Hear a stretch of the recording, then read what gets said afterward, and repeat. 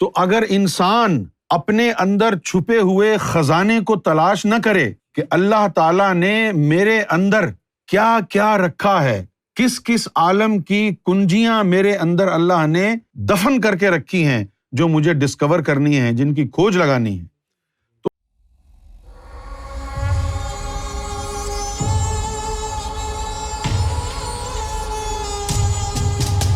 سورہ آل عمران میں ہے، آیت نمبر 190 ہے۔ یہاں اللہ تعالیٰ جو ہے وہ ہمیں ہنٹس دے رہے ہیں، بلکہ in other words God is trying to stimulate our brain۔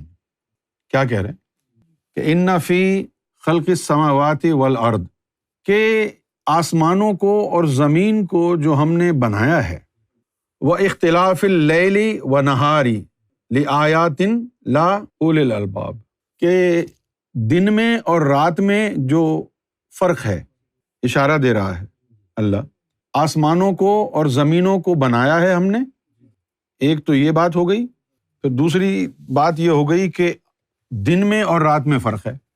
تو آسمانوں اور زمین کی تخلیق، دن اور رات کا فرق، ان دو چیزوں میں نشانی ہے ہماری، اور یہ نشانی کن کے لیے ہے؟ اولی الالباب کے لیے۔ اولی الالباب کون ہے؟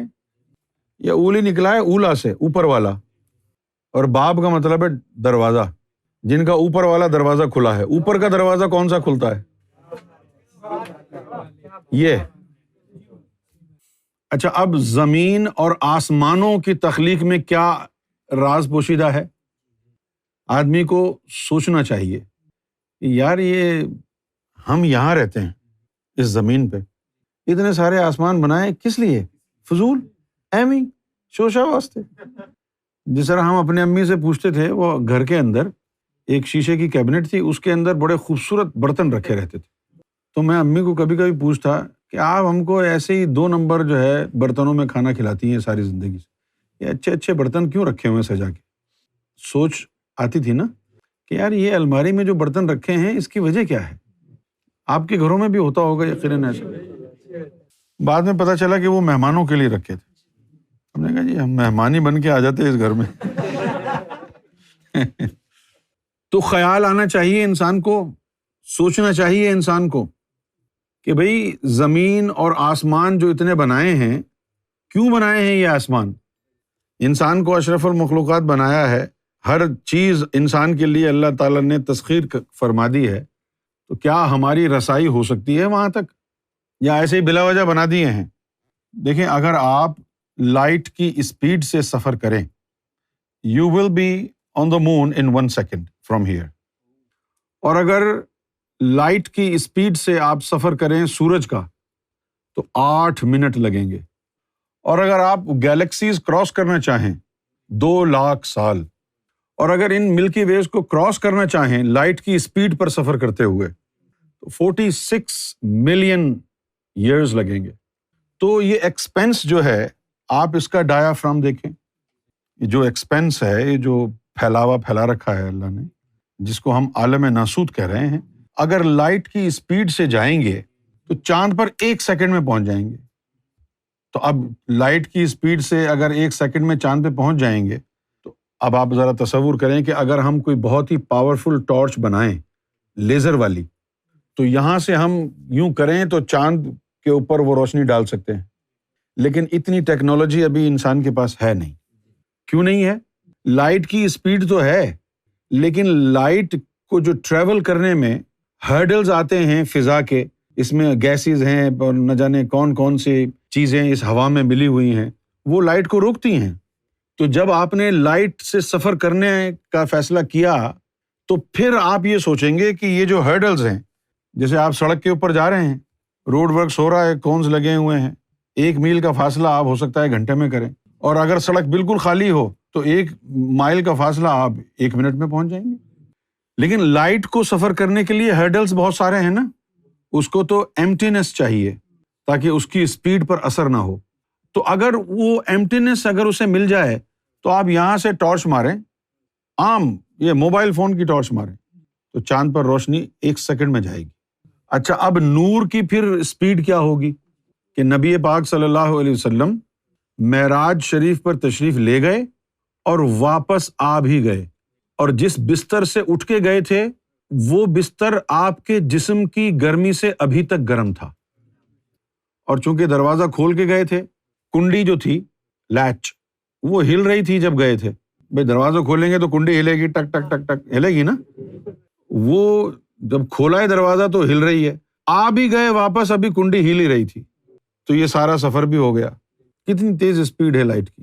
تو اگر انسان اپنے اندر چھپے ہوئے خزانے کو تلاش نہ کرے کہ اللہ تعالیٰ نے میرے اندر کیا کیا رکھا ہے، کس کس عالم کی کنجیاں میرے اندر اللہ نے دفن کر کے رکھی ہیں جو مجھے ڈسکور کرنی ہے، جن کی کھوج لگانی ہے، تو پھر آدمی یہی سوچ سوچ کر کے چھوڑ دے گا کھوج لگانا کہ یار لائٹ کی اسپیڈ سے چاند پر جاؤ 1 سیکنڈ، سورج پہ جاؤ 8 منٹ، گیلیکسیز میں جاؤ تو 200,000 ایئرز، گیلیکسیز کو کراس کرو تو 46 ملین ایئرز لگیں گے، تو آگے کیسے پہنچیں گے ہم؟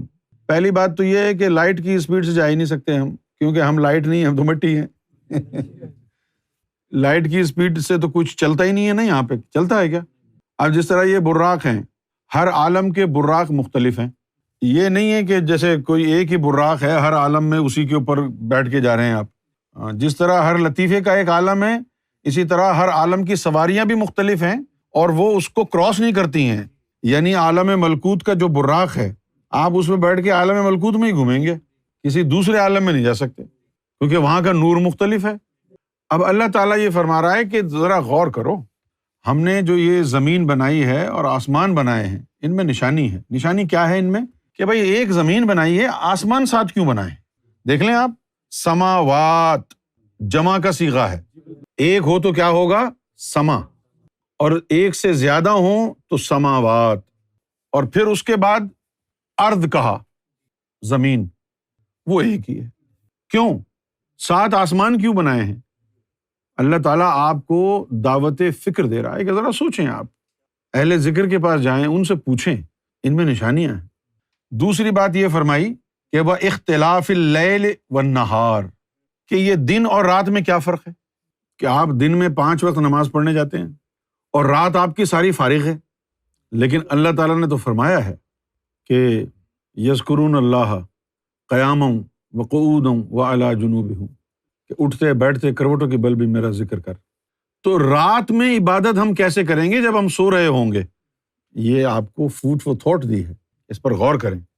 تو مطلب یہ ہوا کہ اللہ تعالیٰ آپ کو سوچنے پر مجبور کر رہا ہے کہ زمین تو ایک ہی ہے، آسمان اتنے سارے کیوں بنائے ہیں؟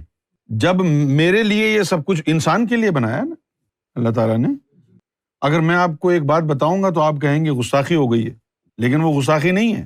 ہر عالم میں جا کے جو راز اور حقیقت ہوتی ہے اس کے معنی تبدیل ہو جاتے۔ جب اللہ تعالیٰ نے یہ فرمایا کہ لولا کلمہ خلقت الافلاق، تو یہ بات صرف حضور کے لیے نہیں فرمائی تھی اللہ نے، جتنے بھی محمد رسول اللہ صلی اللہ علیہ وآلہ وسلم کی نسبت سے، آپ کے وسیلے سے اللہ کی ذات سے جڑ گئے ہیں، وہ سب اس میں شامل ہیں۔ لولا کلمہ خلقت الافلاق، اے محمد والو، اگر تم سب کو بنانا مقصد نہ ہوتا تو یہ زمین و آسمان نہ بناتا۔ یہ تمہارے لیے بنائے، میرا محبوب تمہارے دل کو منور کر دے تو تم یہاں سے پرواز کر کے ملکوت تک چلے جانا، جب تمہاری روح کو یہ میرے نور سے معطر کر دے تو تم جبروت تک چلے جانا۔ لولا کلمہ خلقت الافلاق، تمہاری خاطر یہ یعنی افلاق کو بنایا ہے۔ اچھا، اب ہماری خاطر بنایا ہے اور ہم یہاں بیٹھے ہوئے ہیں، ہمیں پتہ نہیں کہ کون سا فلک کہاں ہے۔ ہمیں اس لیے نہیں پتا کہ جن کی خاطر بنایا ہے ان کے اندر جو ہے وہ کنجیوں جو اندر دفنائی گئی ہیں، ان کا علم اور ان کی تعلیم بھی ان کو دی ہے تاکہ وہ اپنے ان سینوں کی چیزوں کو منور کریں اور قلب کے ذریعے ملکوت تک پہنچیں، روح کے ذریعے جبروت تک پہنچیں اور اس کے ذریعے عالم احدیت تک پہنچ جائیں۔ اب آپ غور فرمائیے کہ اللہ تعالیٰ نے انسان کے جسم کو، میں تو سمجھتا ہوں کہ اس کے اندر کوئی ایکسٹرا آرڈنری سینسری سسٹم اللہ نے جسم میں لگایا ہے۔ وہ کیسے؟ کہ جب آدمی سو رہا ہوتا ہے تو ایک کروٹ پر سوتے سوتے جب اس کا وہ مسل تھک جاتا ہے تو جسم خود ہی دوسری کروٹ لے لیتا ہے اور آپ کو پتہ بھی نہیں چلتا کہ آپ نے کروٹ لینی ہے یا نہیں، ورنہ آپ الارم لگا کے سوئیں، آدھے گھنٹے بعد دوسری کروٹ لینی ہے، اس کے بعد تیسری کروٹ لینی ہے، لیکن آپ لگاتے ہیں الارم۔ یعنی آپ کے جسم میں ایک ایسی سینسٹیوٹی اللہ تعالیٰ نے رکھ دی ہے کہ آپ کو اس کے بارے میں سوچنا بھی نہیں ہے، جب آپ کے جسم کو ضرورت پڑے گی سائڈ بدلنے کی، کروٹ لینے کی، وہ لے بھی لے گا اور آپ کو یاد بھی نہیں ہوگا کتنی کروٹیں لی ہیں۔ تو ذرا سوچیں کہ اگر اللہ نے آپ کے جسم کو اتنا انٹیلیجنٹ بنایا ہے کہ وہ بغیر دماغ کو انوالو کیے خود ہی کروٹیں لیتا پھرتا ہے، تو پھر آپ کی روحوں میں کتنی زبردست انٹیلیجنس رکھی ہوگی۔ غور کرنے کی بات ہے نا کہ سوتے وقت تیرا جسم کروٹ لے لے اور تجھے پتہ بھی نہ چلے، تو ایسا بھی تو ہو سکتا ہے کہ تو سوتا رہے اور تیرے اندر کوئی چیز اللہ اللہ کرتی رہے اور تجھے پتہ بھی نہ چلے۔ اس لیے اللہ نے فرمایا اختلاف اللیل و نہار، کہ دن اور رات کے فرق کو سمجھو، اس لیے رکھا ہے تاکہ تو سوچے کہ یار میرے جسم کروٹیں جو لیتا ہے مجھے تو پتہ بھی نہیں چلتا، اور کون کون سی ایسی چیز ہو سکتی ہے میرے اندر۔ دن کے اندر تو آپ ہوش و حواس میں ہوتے ہیں، آپ کو پیشاب آتا ہے آپ اٹھ کے چلے جاتے ہیں باتھ روم، آپ کو جو ہے بھوک لگتی ہے تو آپ کھانا کھانے چلے جاتے ہیں، پیاس لگتی ہے تو پانی پینے چلے جاتے ہیں۔ تو دن کے وقت تو آپ ہوش و حواس میں ہیں، صحیح ہے نا، اور چلے گئے آپ۔ لیکن رات میں تو آپ کو کوئی ہوش و حواس نہیں ہے، جب آپ سو گئے تو ایسا ہے جیسے مر گئے۔ مردہ میں اور سوئے ہوئے بندے میں کیا فرق ہے بھائی؟ تو اس وقت بھی آپ کے جسم کو اللہ تعالیٰ نے اتنا حساس بنایا ہے کہ وہ خود ہی کروٹ لے لیتا ہے۔ تو پھر آپ سوچیں، آپ کو سوچنے پر مجبور کیا جا رہا ہے کہ دیکھو اب کروٹوں کے بل بھی اللہ کا ذکر ہو سکتا ہے۔ اللہ یہ بھی کہہ سکتا تھا کہ جو سوتے وقت بھی میرا ذکر کرتے ہیں، لیکن اللہ نے جان بوجھ کر کے کروٹ کا ذکر کیا، وَعَلَىٰ جُنُوبِكُمْ، کیونکہ کروٹیں بھی جب تم لیتے ہو تو تمہیں پتہ نہیں ہوتا کہ جسم کتنی کروٹیں لے رہا ہے، تو ذکر بھی تو کر سکتا ہے اگر کروٹیں لے سکتا ہے جسم۔ اچھا، پہلے تو وہ کہہ دیا کہ جو ہم نے زمین اور آسمانوں کو تخلیق کیا اس میں نشانیاں ہیں، رات اور دن میں جو فرق ہے اس میں نشانیاں ہیں، اور یہ اعلیٰ سمجھ والوں کے لیے ہے یہ نشانی۔ اعلیٰ سمجھ والے کون ہیں؟ وہ اہل باطن ہیں۔ اس کے بعد کہا کہ یہ اعلیٰ سمجھ والے ہیں کون؟ ان فی خلق السماوات والارض واختلاف اللیل ونہار الآیات الاولی الالباب۔ پھر اس کے بعد کہا کہ الذین، یہ وہ لوگ ہیں، اولی الالباب کون ہیں؟ یذکرون اللہ، جو اللہ کا ذکر کرتے ہیں، قیاما وقعودا وعلی جنوبہم، اٹھتے بیٹھتے کروٹوں کے بل بھی جو ذکر اللہ کرتے ہیں وہ اولی الالباب ہیں۔ اچھا، وہ جو اٹھتے بیٹھتے کروٹوں کے بل ذکر کر رہے ہیں وہ اولی الالباب ہیں، اور وہ کیا کرتے ہیں؟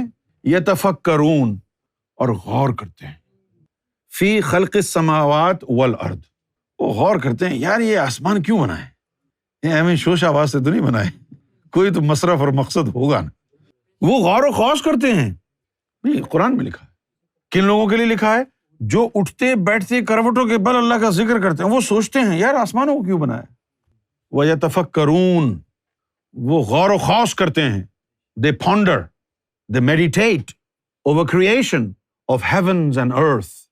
پھر فرمایا کہ قرآن میں پھر لکھا ہے ربنا ما خلقت ھذا باطلا، کہ اے ہمارے رب آپ نے یہ جو کچھ تخلیق کیا ہے یہ بلا وجہ تو نہیں کیا، کوئی تو مصرف ہوگا۔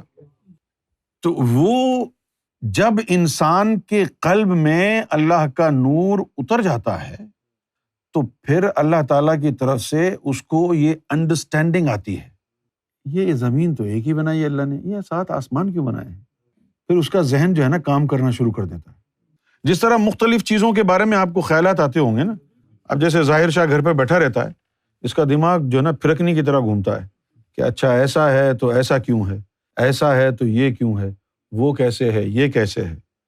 آپ یہ سوچتے ہوں گے کہ یار یہ سوالات کیوں آ رہے ہیں میرے ذہن میں؟ یہ سوالات اس لیے آ رہے ہیں کہ اللہ کا نور تیرے جو قلب میں گیا ہے نا، اب وہ تجھے غور و خوض کرنے پر مجبور کر رہا ہے۔ سبحانک، تیری شان بہت بڑی ہے، فقنا عذاب النار، ہم کو یہ جو نار کا عذاب ہے اس سے محفوظ فرما۔ اب عام لوگ تو یہی سمجھتے ہیں کہ نار سے مراد جو ہے صرف جہنم ہے۔ یہاں نہ تو فاسقوں کا ذکر ہو رہا ہے، نہ تو یہاں فاسقوں کا ذکر، نہ کافروں کا، نہ منافقوں کا ذکر ہو رہا ہے، تو جہنم کا ذکر کیوں ہوگا؟ بھئی اگر فاسقوں کا ذکر ہوتا، منافقوں کا ذکر ہوتا، کافروں کا ذکر ہوتا تو کہتے چلیے جہنم میں بھیج دیں گے ان کو ساروں کو۔ لیکن یہاں تو ذکر اللہ کے پیاروں کا ہو رہا ہے، اللہ کے نیک بندوں کا ہو رہا ہے۔ یہاں تو ذکر ان کا ہو رہا ہے جن کے دل میں اللہ کا نور اتر گیا ہے، ذکر اللہ کرتے ہیں، اٹھتے بیٹھتے کروٹوں کے بل بھی۔ وہ کیوں کہہ رہے ہیں کہ سبحانک فقنا عذاب النار؟ وہ اس لیے کہہ رہے ہیں کہ وہ ان تمام مقامات تک پہنچنا چاہتے ہیں، لیکن راستے کی رکاوٹ ان کے نفس کی نار بنی ہوئی ہے۔ در پردہ کہہ رہے ہیں کہ یہ جو ہمارے اندر نار تو نے نفس کی بھری ہے، اس کے عذاب کی وجہ سے ہم پہنچ نہیں پا رہے اوپر، اس کو دور کر دے۔ اور پھر دور کرنے کا طریقہ بھی بتایا، تزکیۃ النفس قد افلح من تزکا۔